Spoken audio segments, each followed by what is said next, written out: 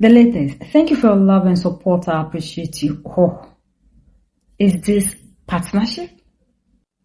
Now listen closely because what is happening right now could change the future of the Caribbean forever.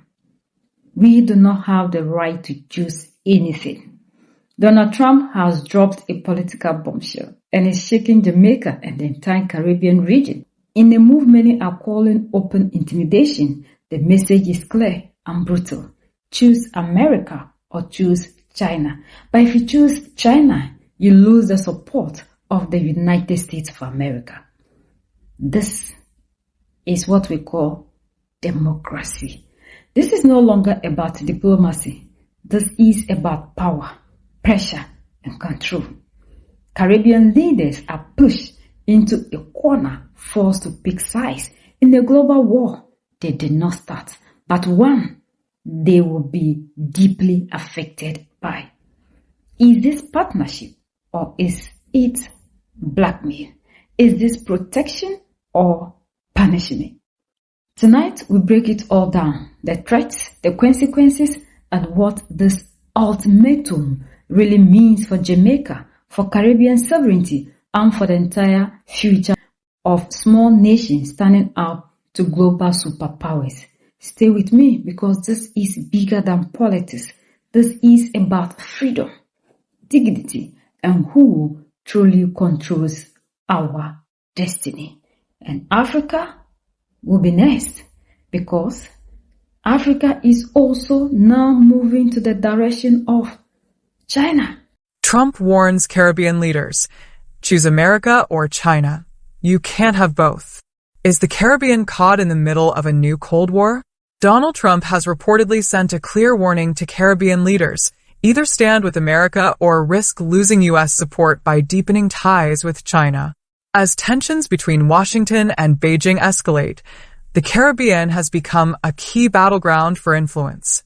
With billions of dollars in Chinese investments pouring into the region and the U.S. looking to reassert control, Trump's message is loud and clear. Choose wisely. This isn't just a political showdown. It's about economic survival, national security, and the future of the Caribbean. With China building ports, highways, and energy projects in several nations, the U.S. sees a direct threat to its dominance in the Western Hemisphere. Trump, known for his America First policies, is now pressuring leaders in Jamaica, Trinidad and Tobago, Barbados, and the wider Caribbean to rethink their partnerships. The big question is, will the Caribbean comply or resist? We must be prepared. We can't approach this with any. In the last 2 decades, China has aggressively expanded its economic footprint in the Caribbean. From the Baha Mar Resort in the Bahamas to highways in Jamaica and port expansions in Trinidad, Beijing has been pouring billions into infrastructure projects across the region. Unlike the United States, China offers easy access loans with low interest rates, often requiring no political conditions. This has made them an attractive alternative for cash-strapped Caribbean governments looking for ways to develop their economies without the bureaucracy of Western financial institutions. However, these deals come with concerns. Many of these loans are structured under China's debt diplomacy model, where if a country is unable to a deep water port in the Bahamas, a container terminal in Jamaica, cranes rising on the coast of Cuba, and in almost every case, China is behind it. This is the story about how the world's second-largest economy is reshaping the edges of the Western Hemisphere, and the U.S. is not happy about it. For decades, the United States has long viewed the Caribbean as part of its backyard. It's nearby, familiar, and historically aligned with American interests. Washington assumed this region would remain within its reach. It didn't expect to see Chinese construction crews operating terminals in Jamaica or cranes funded by Beijing rising just off the coast of Florida. But that's what's happening, and that's the part the U.S. doesn't talk about much. While American attention has shifted elsewhere, China has offered loans, engineering, and long-term support, especially in countries where major infrastructure has been delayed for decades. And while most people are not paying attention, this is happening just off the coast of Florida. The question is simple: why? Why is China investing so heavily in Caribbean ports, thousands of miles from home? To understand what's going on, we need to rewind a bit. Back to 2013, that year, China launched what it called the Belt and Road Initiative. The goal was to build infrastructure across the world: railways, highways, energy plants, and most relevant here, ports. It started in Asia, then expanded to Africa, the Middle East, Europe. Over time, it reached Latin America and eventually the Caribbean. Over 150 countries have signed some form of agreement. Many of them are in the developing world, and for China, these projects are not just goodwill. They connect shipping lanes, they move products, they help Chinese companies do business, and they give Beijing a say in how global trade flows. More than 80% of China's imports and exports move by sea. That means security at sea matters. So does access. If your economy relies on shipping, you want options and allies in places that help move goods efficiently. That's part of why China is helping finance or operate more than 100 port projects around the world. Some are owned, some are leased, some are joint ventures. The common theme is location. That brings us to the Caribbean. On the surface, it may not seem like a priority, but look closer. The Caribbean is not just a stretch of islands and vacation resorts. It surrounds the Panama Canal. It sits along routes that connect North and South America. And it lies within reach of U.S. ports, oil refineries, and military shipping lanes. For China, having a presence here makes sense, not just for trade, for position. Let's take Jamaica as the first example. Jamaica is located at a shipping crossroads, not far from the Windward Passage and the Panama Canal. Its capital, Kingston, is home to one of the busiest container ports in the region.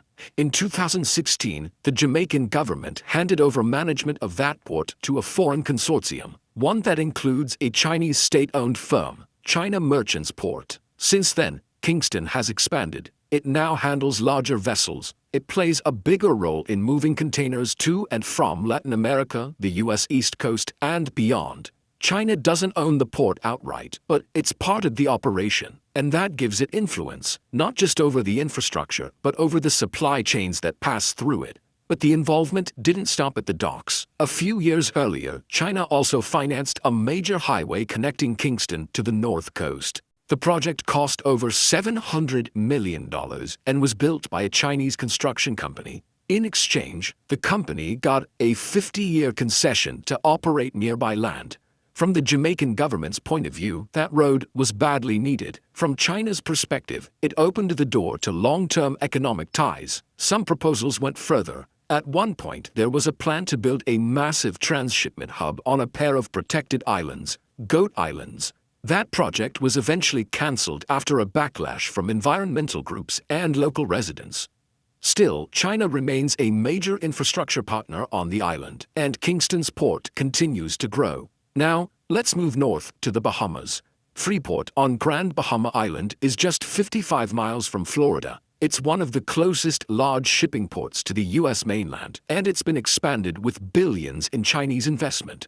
A Hong Kong-based company with close ties to Chinese firms manages the facility. Over the years, it's been developed into a major transshipment hub, designed to handle traffic from larger ships crossing the Panama Canal. Again, this is not a military site, but the location matters. Because when ports are that close to the U.S., they attract attention, especially when managed by companies with links to China's government.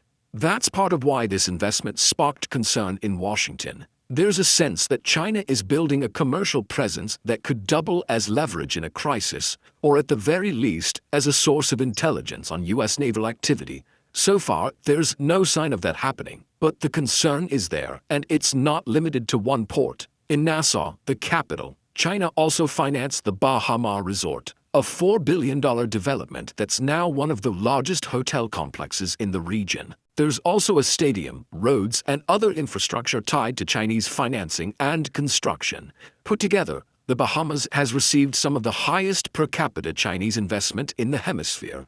And again, from the government's view, this was a win. The economy grew, jobs were created, but the long-term financial commitments remain. The same goes for the Political Balancing Act, because while China builds, the U.S. watches. Further west, the picture looks similar, but with sharper political edges. In Cuba, Chinese companies helped modernize the port of Santiago with a $120 million loan. The project was financed with a government loan and built by China Communications Construction Company, a state-owned firm.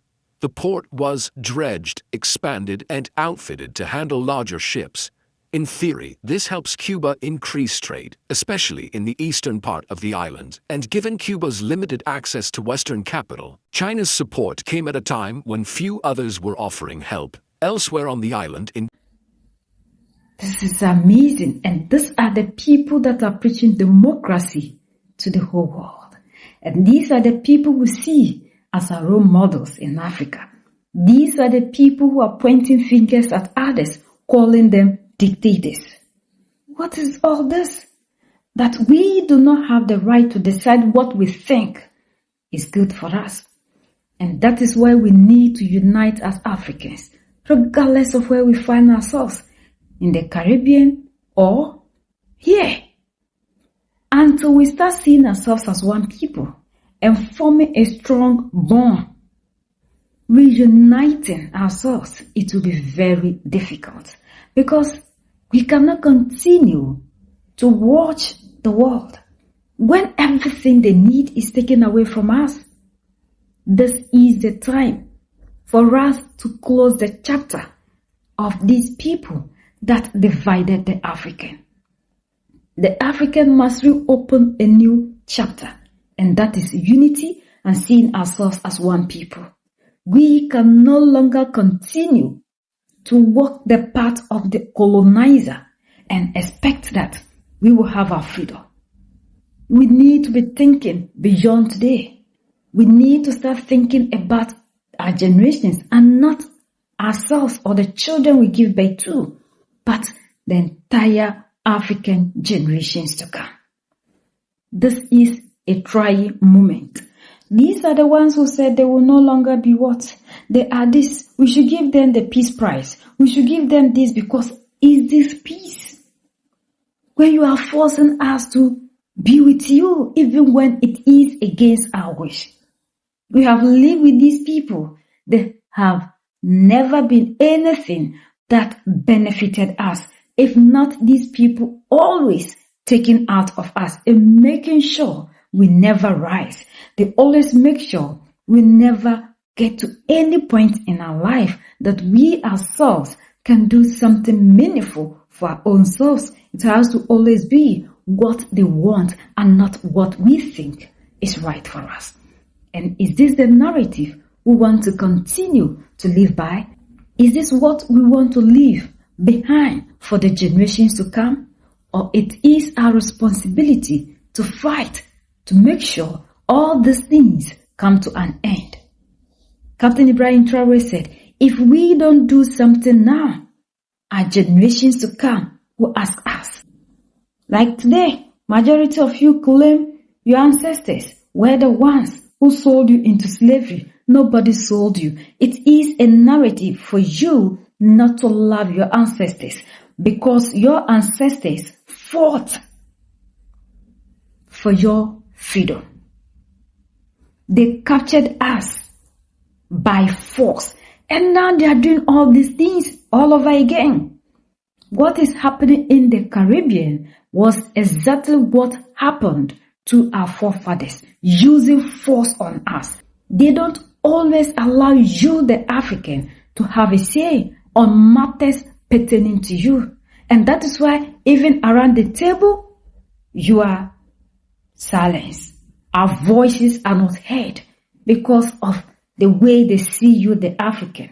No wonder when they're having their inaugurations, they don't even invite you, the African, because you understand the way they see you. But the African will always go to any length to worship these people. This is exactly what they do, and this is what they'll be doing if we don't stop them now. We have a voice. We have the power because our resources is what gives these people the power.